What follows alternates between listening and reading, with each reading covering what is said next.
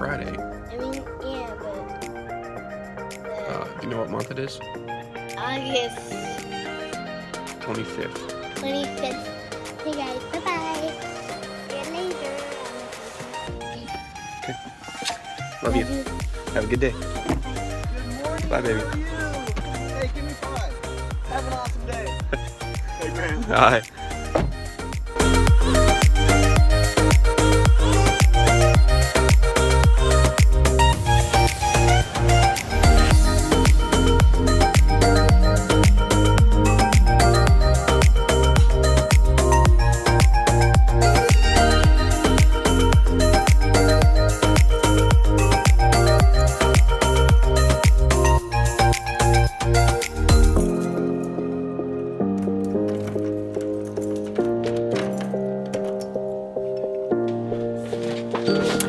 Hey guys, a couple of things I wanted to talk about real quick. One, this is something I've kind of kicked around the idea of starting for a while now.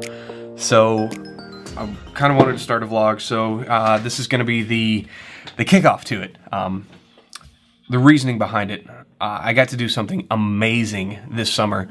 I got to travel with my wife and like 29 other of our now closest friends and go to Poland. And you might not think that Poland is the ideal vacation spot for a summer trip, and it kind of isn't.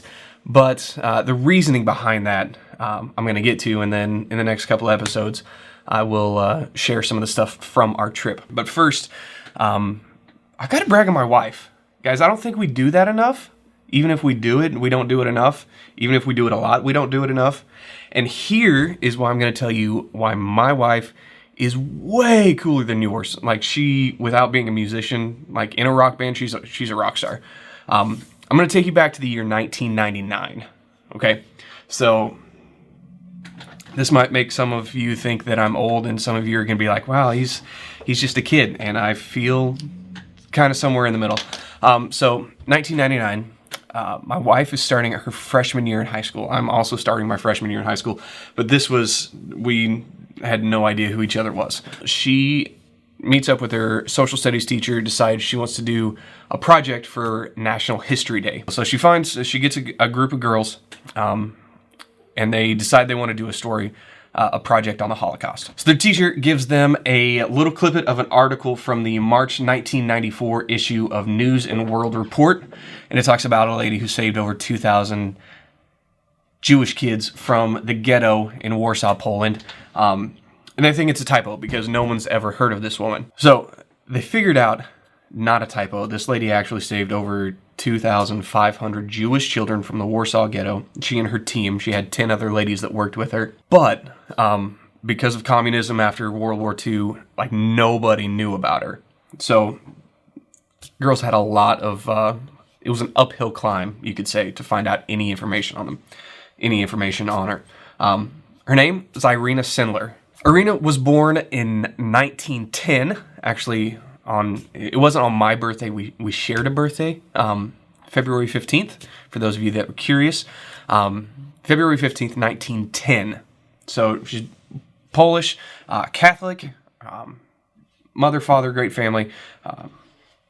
But her father instilled in her this need to help other people. He said, if you see somebody drowning in a lake, you've got to jump in and save them, even if you can't swim yourself.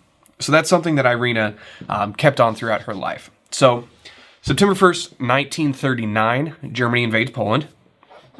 And they, obviously, the Germans and the Nazis, not big fans of the Jews, so they immediately start to ration the Jewish people, make themselves identify, all that stuff. So Irina sees this huge travesty that's going on and decides that she needs to do something. Before the Warsaw Ghetto was built, the Germans made the Jews build a wall around this ghetto area, roughly the size of Central Park in New York City. Built a wall around this area, and the Jews had to live there. At the peak, 450,000 Jewish people lived inside this ghetto. So before the ghetto was built, Irina would help give food and shelter to the Jews during this time. After the ghetto was constructed, she kept doing this. So she could go into and out of the ghetto pretty much whenever she wanted to. When she realized what exactly was going on inside the ghetto and that the Jews were being taken to work camps and extermination camps, she decided she had to do something. She and, like I said, 10 ladies started smuggling children out of the ghetto. They do it a bunch of different ways, but they started taking these kids out. And Irina would write these kids' names down. They were given Catholic Christian names. So she would write their names, their Jewish names, their Hebrew names, their Polish Catholic names, and she would put these pieces of paper in a jar, and she buried them under an apple tree, which was some friends of hers that lived not anywhere near she did. She was very strategic about how she went about this, because she knew if she got caught, it would be a terrible, terrible thing for lots of people.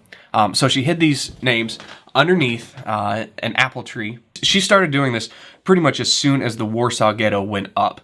In 1942, she joined a Polish underground group called Żegota, and she was the director of the children's division, and they continued moving kids out to the tune of 2,500 children were rescued either by Irina herself or by the people that she had working for her. All of this comes out 1999. These girls have no idea who this woman is. Nobody has any idea who this woman is, because after the war, communism came in, and they didn't particularly care for the Jews either.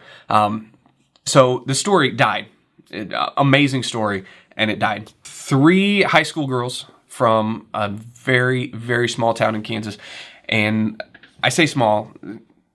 In Kansas, you typically think about small towns, but this, there were 29 in my wife's graduating class, and like 300 kids K through 12. So very small school, very small town. They discovered Irina. They tried to find research, got a hold of the Jewish Foundation for the Righteous in New York, tried to get information, and they kept saying, no, leave us alone. You're girls from Kansas. We're not going to give you any information. Turns out they pestered them enough that they actually, the Jewish Foundation for the Righteous actually told the girls that Irina was still alive, living in Warsaw. Through National History Day, they'd wrote this play, ended up going to nationals, which is a huge deal. So they found out Irina was still alive, wrote her a letter, once they got address and all that stuff from the Jewish Foundation for the Righteous. Got a letter back like 6 weeks later. We're super excited. Opened it up, and it was in Polish, and they couldn't read it. So I had to send it to University of Kansas to get it translated from a student there. Came back, read the letter. Irina was thrilled that they found her, that they wanted to know her. And so they decided to take their first trip to Poland in 2001. Now, all this the project started in 1999, so their first trip is in 2001. So they raise all this money, finally get over to Poland. Irina plans their trip out, gets them the itinerary, sends it to them. They look through the itinerary. Irina will allow the girls to meet her on day 3, because she wanted them to know her city. She wanted them to go see all these sites, be familiar with what she wanted to talk about before they met her. So they go over 2001, meet this sweet, tiny Polish woman, is just adorable. The press at this time in Poland, some other stuff had come out, and they were thirsty for some good news. So the press gets a hold of these girls coming over from Kansas, and they are thrilled. They're greeted at the airport, paparazzi, not what you would expect from girls in Kansas. So they finally meet Irina. They start this relationship. They've been over a few times to Poland to see her. Irina passed away May 12th of 2008. Very, very, very cool story. This just, like, I'm giving you like the 10,000 foot view, maybe 50, 100,000 foot view of all this story. I encourage you, if this is intriguing at all, over the next few episodes of this, like I said, this summer I had the chance to travel over to Poland with my wife and see all these sites all these places where Irina lived and all the work she did. Very, very cool. So that'll be the next few episodes. I don't know how long, actually, but I just wanted to kind of give you guys a heads up, an overview of the story before we get into the trip, and just brag on my wife because, you know, she's 14, 15 years old and finds this amazing woman. And this whole story comes to life, and it's the presentation they did, like I said, they did the play. It's taken on a life of its own. So I just wanted to take a second and brag on my wife that she, you know, 15-year-old kid doing this project for school, changed the world. Well, she didn't change the world, but she found somebody who changed the world. And it's just this amazing thing. irenasindler.org. Check it out. It's linked below. You could seriously spend all day on this website. If you're a reader, if you're not a reader, check out the book Life in a Jar, The Irena Sindler Project by Jack Mayer. You can buy it on the website Life in a Jar at irenasindler.org, or you can get it on Amazon. All the proceeds when you buy it from irenasindler.org go to support child survivors. So very, very cool. And in the next few episodes, we're going to talk. I'm not going to talk. I'm just going to show you some of the stuff from Poland that we got to see. So, till next time, guys. Thanks.